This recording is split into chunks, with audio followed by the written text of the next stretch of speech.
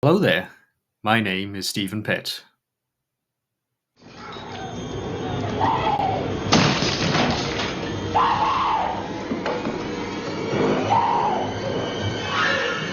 Here's Johnny! I was thinking recently, do I actually get scared by horror films? There's plenty of horror films that have grossed me out with their gore, there's plenty that have made me feel tense, there's plenty that have used creepy imagery, and there's plenty that have made me jump. But those feelings of fear and discomfort don't stay with me after these films are finished. If anything, I'm usually excited or laughing because of the thrill of it all. It's because I know the tense or grotesque things I'm seeing on screen are being done by actors on a set. These things aren't happening to real people. And they're often fantastical plots involving supernatural elements such as zombies and ghosts, or things like axe murderers that the average person isn't going to experience in their day-to-day life. It's akin to going on a theme park ride. It's a controlled environment where you can experience the adrenaline thrill of being scared for a set time, and then go back to your normal life afterwards. So is there a scary movie that leaves me still feeling freaked out, even as the end credits are rolling? The War Game is a 1960s docudrama, which is a dramatization of what it would look like if Britain was ever hit with a nuclear bomb. It was made by filmmaker Peter Watkins, who had gained acclaim just before for Culloden, a reenactment of the Battle of Culloden in the style of a war correspondence piece. The War Game was supposed to be aired by the BBC in October 1965, but was pulled and subsequently banned from broadcast. The BBC's director claimed that it was too horrific for the medium of broadcast. A senior BBC producer allegedly told Watkins that the film could drive up to 20,000 to suicide. The more likely reason for the film being banned was that it had been shown to Home Office officials beforehand, and the government put pressure on the BBC to not broadcast the programme. This was at a time when Cold War fears of nuclear war were high, and the British government had just cut funding for civil defence. The War Game showed that Britain and its civilians would be helpless in the event of any nuclear strike. The War Game received a limited cinema release, was screened in foreign film festivals, and won the award for Best Documentary at the 1967 Academy Awards. The BBC finally aired the film on TV 20 years later in 1985, as part of a special programme to commemorate the 40th anniversary of the bombings of Hiroshima and Nagasaki. So what is it about the War Game that even 60 years later after it was made, still scares people, including myself? First, let's look at what I meant earlier when I described War Game as a docudrama.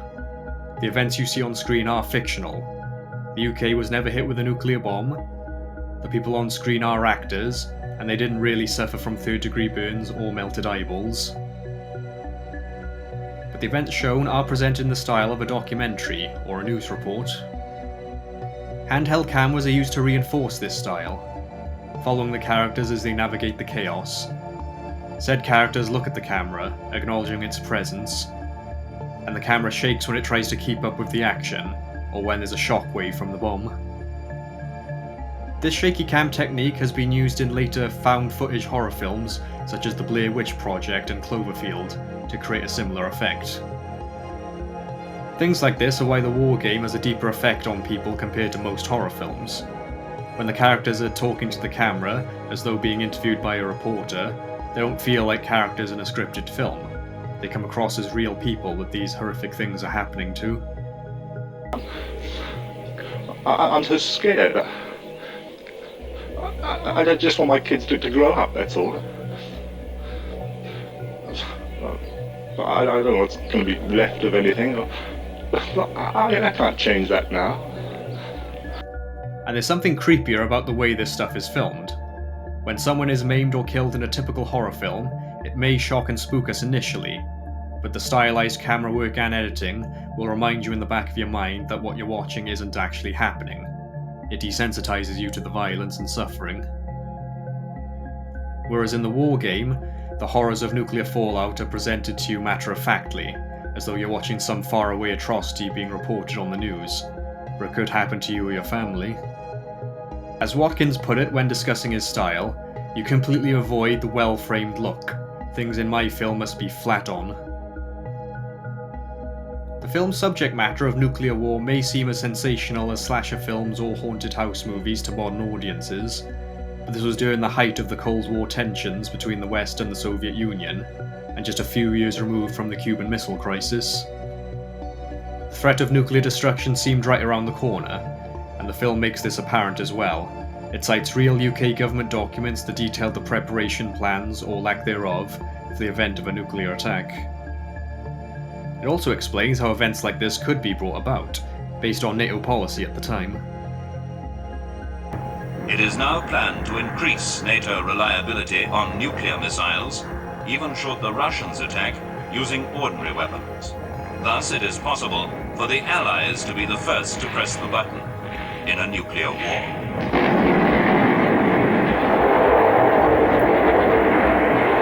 Another thing that keeps this film grounded in reality is the narrator's use of real-life examples to support the hypothetical situation at the centre of the film's premise. This was only 20 years after the end of World War II. Everything that you are now seeing happened in Germany after the heavy bombing in the last war. It would almost certainly have to happen in Britain after a nuclear war. Firestorms, bodies so burnt that they can only be identified by the engravings on their wedding rings, the decline in mental and physical health of the survivors, the breakdown of law and order. These are all things that happened in the firebombing of Dresden and the atomic bombings of Hiroshima and Nagasaki. And even though the Cold War is over, the threat of nuclear attack has never fully gone away. Some of the best horror films have themes that convey the social and political fears of their time, but they usually smuggle these messages and stories about monsters and demons, whereas the war game metaphorically smacks you in the face with its themes, telling you exactly what you should be afraid of. Now, I don't think there's going to be a nuclear war anytime soon, and I actually do see the benefits of a mutually assured destruction policy.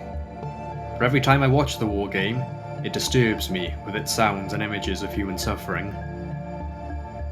And the horrors linger in my mind, long after the end credits roll.